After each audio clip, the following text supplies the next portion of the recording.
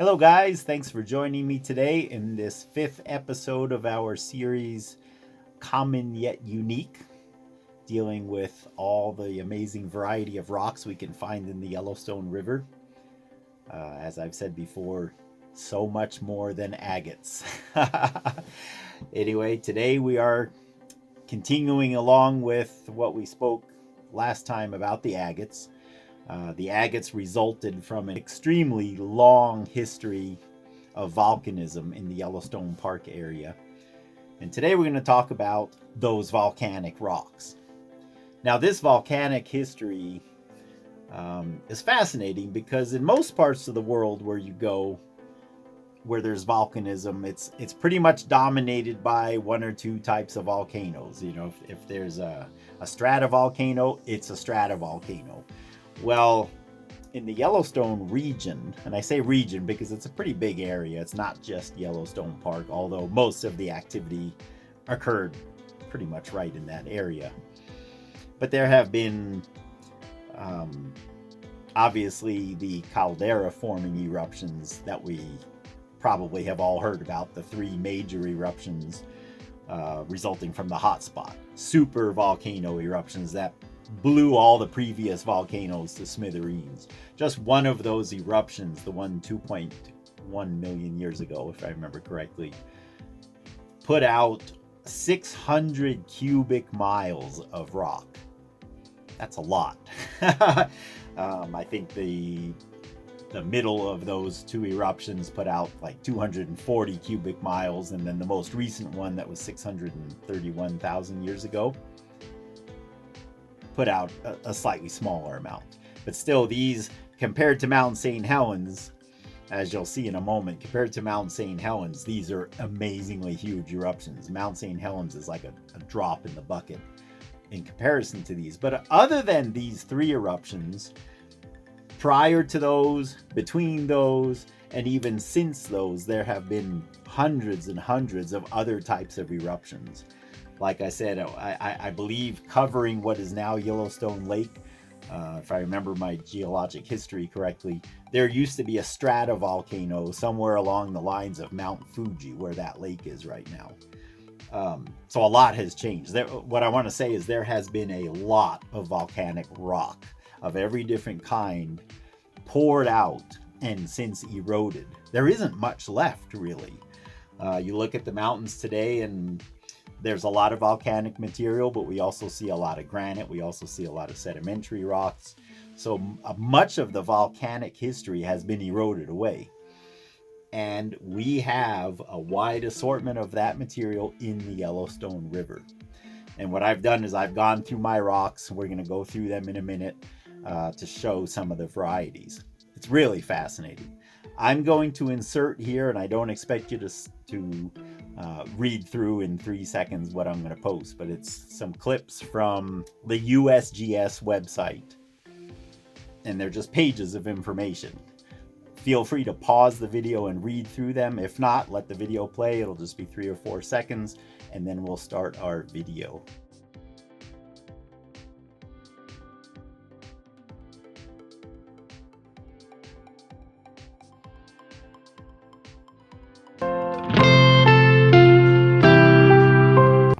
When I started gathering up rocks for this video, I was actually surprised at how many volcanic rocks we find in the Yellowstone.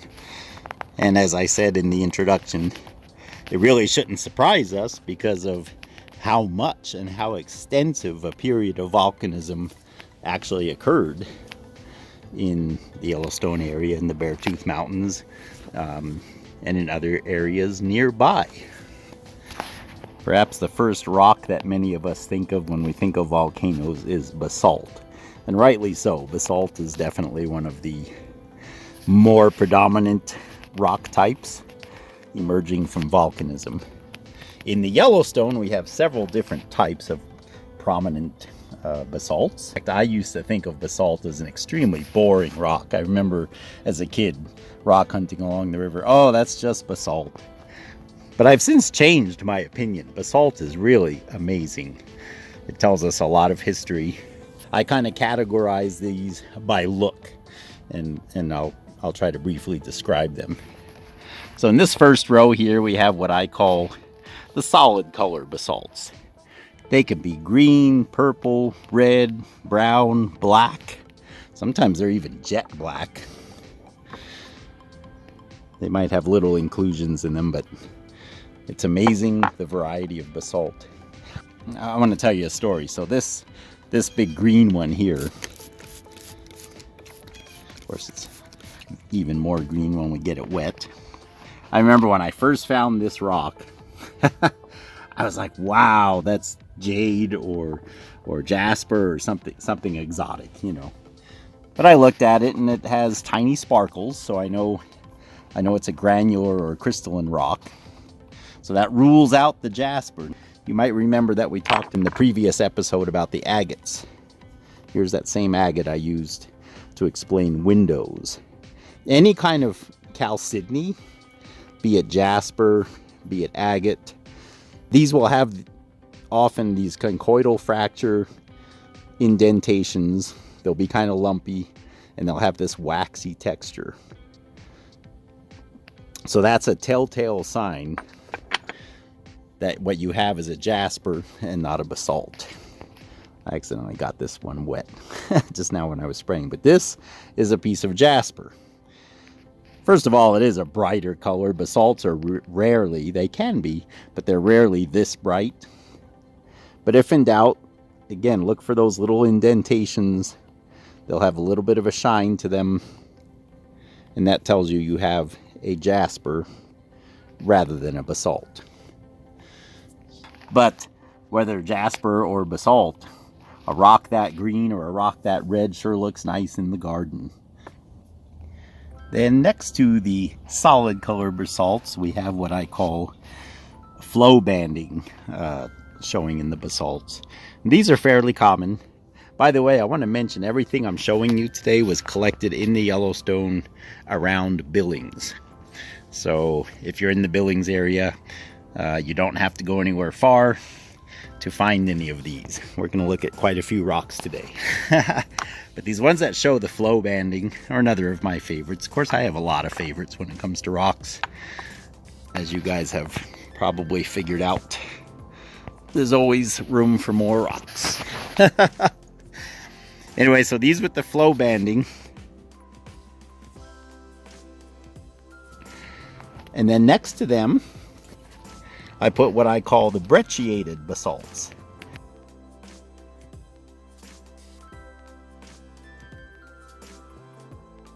Now, these brecciated basalts, I want to clarify something. There are two other volcanic rocks that have this same appearance, and that we don't, at least to my knowledge, find in the Yellowstone River. One of them would be ignimbrite. Here I have a piece of ignimbrite that I brought from Mexico. Ignimbrite results from pyroclastic flows.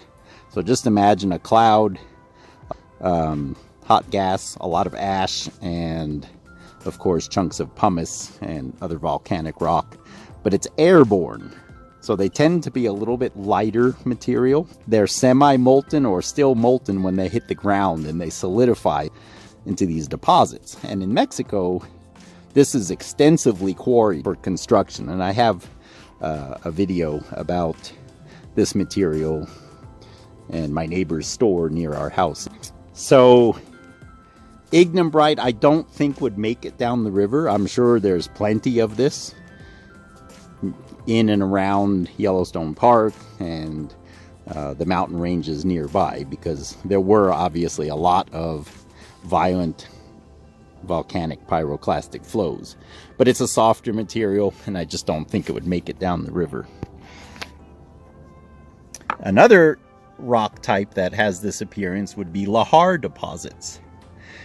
And these specimens here may be from lahar deposits, and the reason I say that is because the matrix is obviously softer. You can see that the matrix has eroded away more than the basalt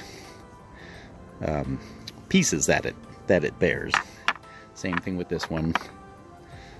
And there are massive lahar deposits. There are, if I understand the geology correctly, there was a large stratovolcano, kind of on a par with Mount Fuji, where Yellowstone Lake is now. And they've figured this out because there are massive lahar deposits that came from that direction, yet they can't find the volcano. And so it has been said that that is the possible location of a large volcano that obviously got blew to smithereens when the hotspot eruptions occurred. As you may have read in the pages that I inserted at the beginning of this video. So what are these then? I believe they are simply a brecciated basalt, lava flows that are carrying a lot of chunks, just to speak in simple terminology. The reason I say this is because they're heavy, they're hard. For the most part, the chunks are similar hardness to the matrix. For example, when I feel this rock, I cannot feel the difference. The pieces are the same hardness as the matrix. I hope that makes sense, which tells me that it's all basalt. It's all lava, as opposed to ash or mud and things along those lines. And these can really be any color. Most of them are blacks and grays. And what I find most commonly in the Yellowstone are these red ones. And they're very attractive, like for a rock garden or for just an interesting rock collection. And then in between what I call the banded basalts and the brecciated basalts, I have a few of what I call hybrid. That is not a geologic term. That's just my word. But you figured you have these basalts that are flowing along these lava flows, and they pick up the chunks, but they're hot enough that they can actually melt or partially melt those inclusions. And so you see these here.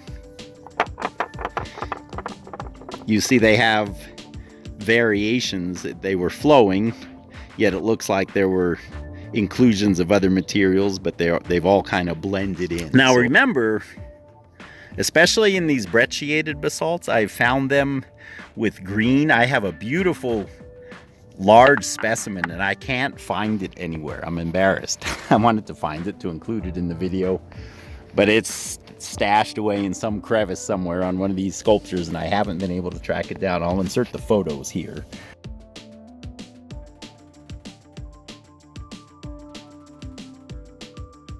Because I do have pictures of it. I did find a smaller piece. So remember the Yellowstone hotspot.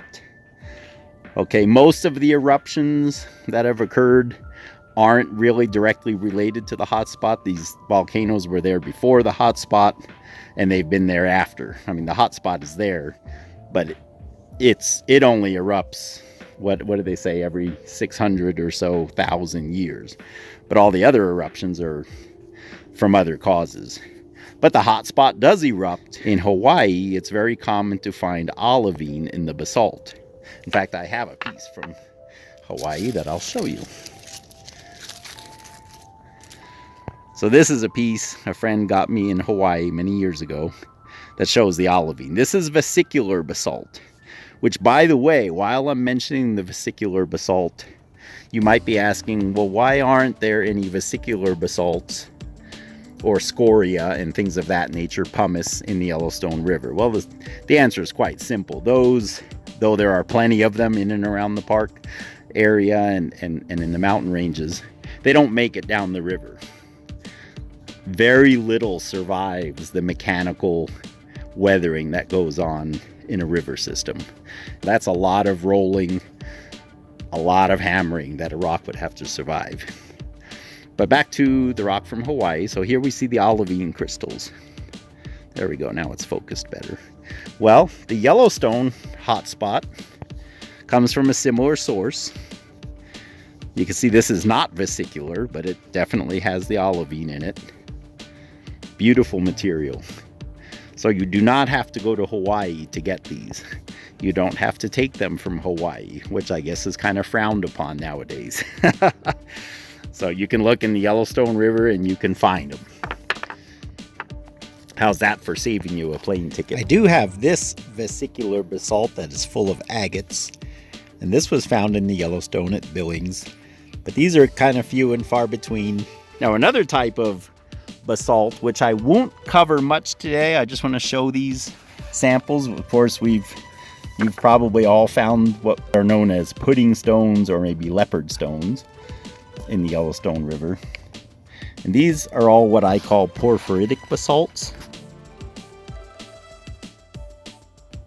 And of course, rhyolite can be porphyritic also. I'm not going to go into these because I intend on covering much more in depth the subject of porphyries in a subsequent video. At the other end of the volcanic spectrum, we have the rhyolites. Again, rhyolite and basalt are probably the most notorious named rocks when it comes to volcanism. What is the difference between the two? Basically, basalts are heavier, they're more mafic in composition, which means they have a lot of darker minerals, heavier minerals, a lot of metal. Like even this green one that I showed you earlier, it's very magnetic. In fact, these are probably all magnetic. Especially, you notice the darker layers catch it in the banded basalt. So that's a telltale sign of, oh, that one's not magnetic. At least not enough to hold the magnet. Now I lost my magnet. There it is. Okay, whereas rhyolites, which we'll go into over here, that one's a little bit magnetic there. Again, this is a perfect example. I want to mention that when we talk about rhyolitic composition, you'll read that or hear that in videos. Rhyolite at the other end of the spectrum is more felsic. It has more quartz, more feldspar, less metal. Basalt, think metallic. Rhyolite, think of everything that would float on top. That's a good way to look at it. But it's not one or the other. You have to remember that in a magma chamber, for example, under a volcano, if you can imagine, the heavier materials kind of settle to the bottom, the lighter materials often float to the top, and many volcanic eruptions, they will start out being rhyolitic, very explosive, a lot of white ash, lighter colored rocks, and then toward the end of the eruption, they're erupting basalt, more runny, heavier lava flows that tend to form solid rock as opposed to ash. So I hope that makes sense. This is a nice example where we probably have both together. This, I put it in the group of rhyolites, but it's more accurately a mix of the two, and you can tell because the magnet sticks to it. Kind of.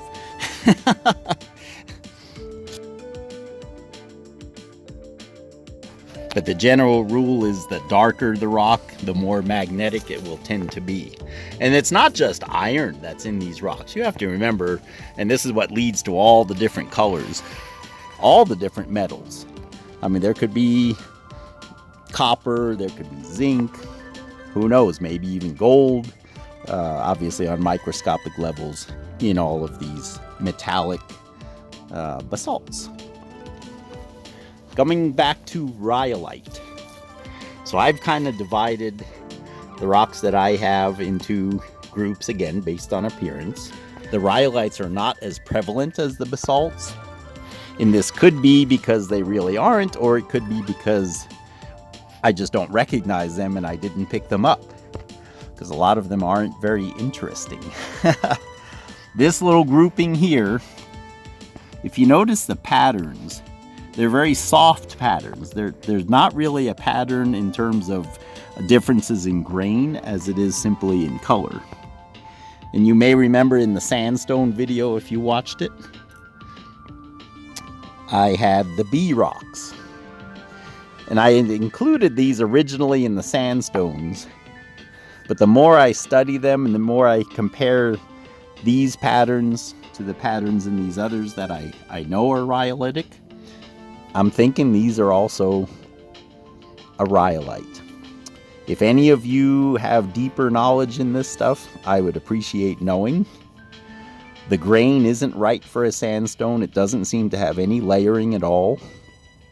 So I'm thinking these are either a very hard volcanic tuff or a rhyolite. And a volcanic tuff is basically, again, I mentioned the pyroclastic flows. Well, if you can imagine hot ash that's still molten, and when it settles on the ground, it becomes a rock. It fuses itself back together. I think it's called a welded tuff is what they call a lot of these ignimbrites and ash deposits. Another group of rhyolites I have from the Yellowstone, we used to call these DNA rocks when we were kids. I'm not sure if you guys have come up with any names for them, but they have these patterns, these inclusions. And I spoke with a geologist, and he said that those are mostly caused by, again, metallic inclusions such as manganese, zinc, and things like that in the rhyolite. And they're fairly common. I have a lot of them. Here's one that I cut and polished. Not very interesting. I just wanted to show them as a representation of rhyolite. And just like basalts, rhyolites can be porphyritic. So here's one. I think this would be andesite, because it has light feldspar crystals, and it also has the dark hornblends in the same rock. And I believe that's called andesite. Again, very common in the Yellowstone. There's another beautiful rhyolite, porphyry. And again, I'm going to do a separate video on the porphyries, so I'm just showing a few here as representation. But we'll go into them in a different video. Those of you who are into lapidary, you know that rhyolites are often used as a gemstone because of their fascinating patterns. Bird's eye rhyolite, spiderweb rhyolite. I can't remember all the names, but there are some amazing rhyolites. And in the Yellowstone, we have some too. They probably very often get mistaken for jasper. Again, because they have these amazing patterns. And they're hard, and you can cut and polish these. This is just an example here. And again, the way you would tell the difference is you would look for windows. See, this one has a broken area, but it's not shiny. It doesn't have the conchoidal fracture. So that tells us that this is more likely a rhyolite as opposed to a jasper.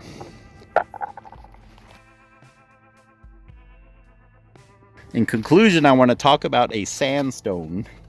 I believe this originates near Columbus somewhere. And the reason I say that is a gentleman came into our granite shop back in 1997 or 96, and he had pallets of this beautiful sandstone that he was selling as moss rock, and it was all black pebbles. And we find this in the Yellowstone River, so I'm assuming this originates somewhere near Columbus, because he said that's where his ranch was, and he brought it down to us. Here's a piece of it rough. You can see all the bedding. Very nice rock. A little too big for me to hold with one hand. But if you can see there, you see all the pebbles are black. And then on the other side, you can see them even better. All right, let's see if I can put that back without pinching my fingers. Here's a piece of the same material that I cut and polished years ago. Again, you see all the pebbles are black. Has a little bit of layering to it, not too much. But what I want to point out is how different the landscape must have been back then. Like I said earlier, most of the volcanic material has been eroded. Thousands of feet have been eroded over the eons, coming down both the Yellowstone River and all the ancestral rivers that don't exist anymore. If you can imagine, all that rock is gone. And so now we start to see granite, we start to see sedimentary rocks again. But at one point, even in the area around Columbus, it was all volcanic. As you can see, this river gravel is all basaltic. Similar to maybe central Mexico today. If you go to like where our house is in Mexico, there aren't any other rocks. Even if you go to a river, they're all volcanic. And so at one point, that's what it was like.